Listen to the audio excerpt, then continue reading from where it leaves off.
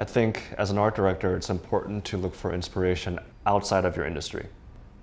And that's something that I learned earlier on because I was part of the motion graphics boom in LA. We didn't have motionographer, we didn't have all these great tutorials, we didn't have a source of senior artists to go through. But rather we had, solid graphic design, illustration, photography, film techniques. So we just it was like playground where we can pull different things and create motion graphics out of that. So that's something that I see that not only the beauty, but the power of that. So too many times when I see student reels, everything looks very much the same because their go-to for inspiration is very narrow, right? And what happens is you have this little pond of just like everything looking the same, when there's this whole design world around you. So as an art director, I think the first thing you should do is not look at what everyone else is looking at. Look at it more for a state of the industry. So for me, I go to motionographer. I love it. Justin Cohn is awesome. And it's a great way to see that's kind of the pulse of the industry right now. But I rarely go to motionographer for the new design style or new design inspiration. For that, again, I go back to like Behance or even wider Pinterest and source from different types of art, different types of design, and try to make connections in new ways to turn into motion graphics. Wow, yeah, so I think tips for typography. For me, I'm still learning, right? I think the best way for me is there's theory and style for graphic design, right? Theory it's never changing, it's solid. And those things are easy to learn because you just read it, right? Style is what continues to kind of grow that theory. And the best way to do it is just swamp yourself in it, right? We're not born with all of our knowledge. You may be born with a better sense of learning visual styles, but the only way you continue to evolve your type skills is to look at good type every single day, right? Over and over and over and over again. And the more you look at it, the more you understand it, right? The more you eat sushi, the better you get at distinguishing good sushi from bad sushi, right?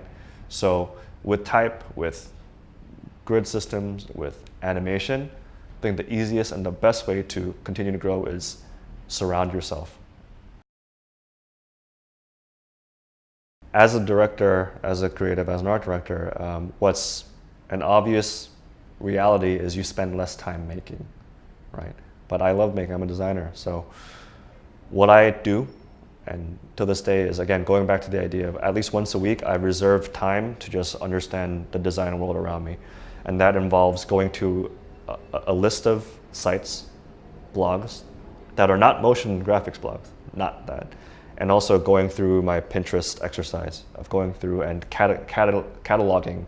This goes into my type folder. This goes into my illustration folder. This goes into my layout folder. And just by going through that exercise, I'm learning about the world around me. So that's how I continue to keep myself kind of in tip-top design shape. And what's very interesting is, I know this sounds crazy, but there's moments in my design career, and sometimes these moments last for only a week, sometimes a month, sometimes a day, where everything that I'm looking at on Pinterest, because it's wide, it becomes the same images over and over again. What that means is, for that moment in time, I understand, this is not true, but I understand the entire design world, right? Everything that's been coming out in the past week in typography, I've seen it.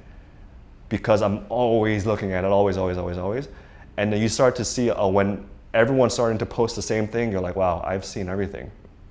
But what's exciting about that is that's fleeting. By the next week, there's a whole batch of new work. And that's what excites me, is like, I got to see what else is out there. And the more I do that, again, my design library becomes bigger and bigger and bigger and bigger. And when I sit down to design, I can pull from everything to create something new. Right? I think a lot of times creative block comes from things becoming too mechanic, meaning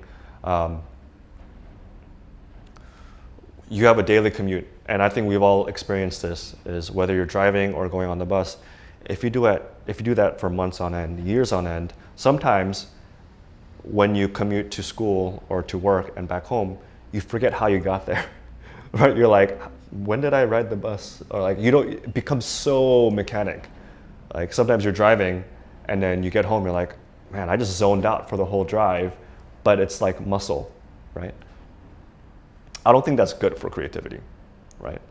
So sometimes, again, take your daily commute. When you find a new way to get home and you take that new route, you see so many things. You see stop signs, you see that cat walking across the street, you see the color of that building you never saw. That feeds your visual brain, right? So for me, I find that when I have a creative block, it just helps to get myself out and do something different or new, right? Look at a new design magazine, look at a new artist, or just take a walk and just kind of don't think about it, right? Don't think about the creative problem for a little bit and go watch a good movie. So I think for me, a lot of times what helps is just not doing it and doing something else and then coming back to it.